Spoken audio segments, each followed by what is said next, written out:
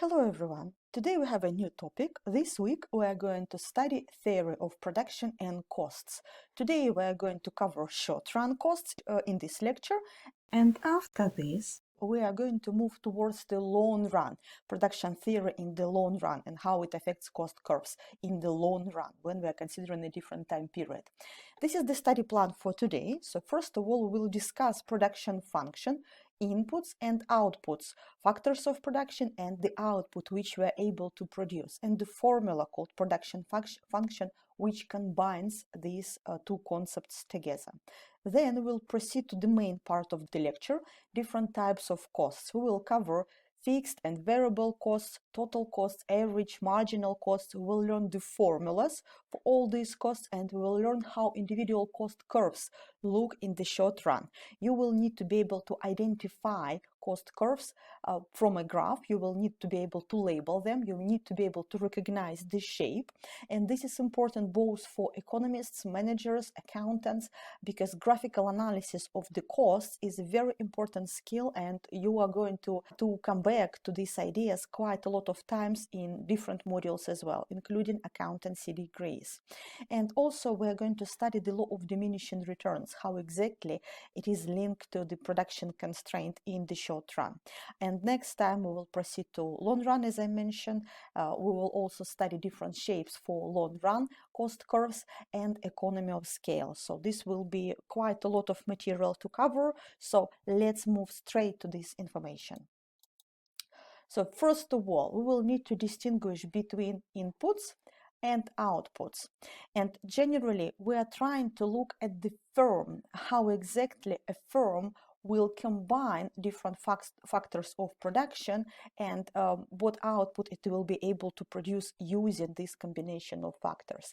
In economics, a firm is simply an organization which brings together these inputs, factors of production, in order to produce usable goods and services, or its output.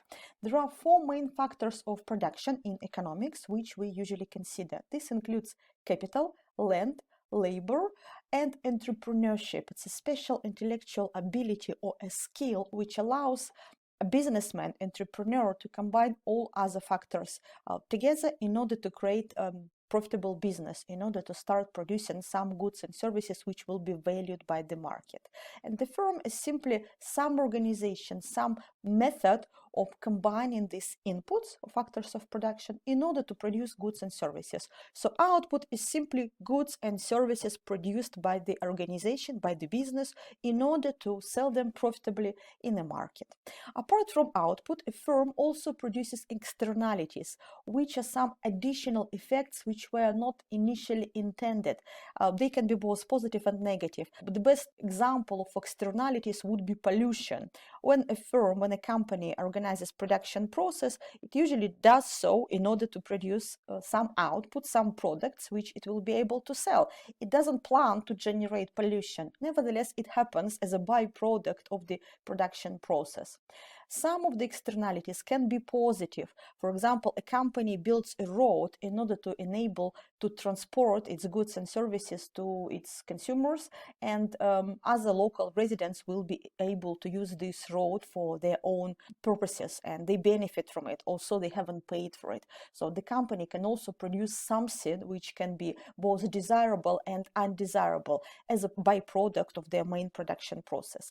We do not cover externalities in this particular module. So from now on, you can safely ignore externalities. This is not part of the syllabus, so we will only focus on the usable or tradable output as the result of the production process. So, factors of production or inputs is any good or service used in order to produce output. There are four factors of production, but in economics we will mainly focus on two main factors: labor or variable resource, and capital, which is frequently considered to be fixed. I will come back to this in a minute. And they are used, labor and capital, they are used in order to produce output. Output in economics is normally labeled as Q, and L and K will usually stand for labor and capital. The amount of output produced obviously depends on the amount of inputs used in the production process And it also depends on the technology or efficiency of the production process. And our production function will show exactly how much output can be produced using the best available technology using certain amount of inputs. Production function is simply a formula which relates number of inputs used in the production process and the output which can be produced. Let me show you an example of this formula. Have a look. Q, our output, is the total amount of units which we can produce using available resources, labor and capital and technology. L is amount of labor, number of workers used in the production process, workers, labor, our labor amount. Capital stands for the amount of machinery, capital equipment, capital available. Amount of machinery or equipment, number of production lines used in the production process. Production function is simply a formula which shows how many units of output we can produce using available labor and capital. For example, it can be equal to 2L plus, let's say, 10K. And we can also describe technology using some coefficient, let's call it T, for example. T is our technology factor, technology multiplier. The better the technology, the more output we can produce using available resources. So how exactly does it work? How does it help us?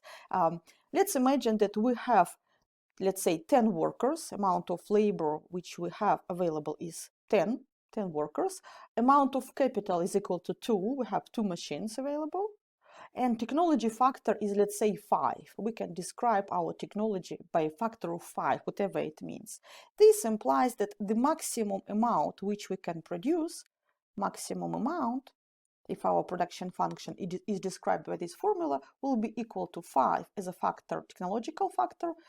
2 times L, number of workers, is 10.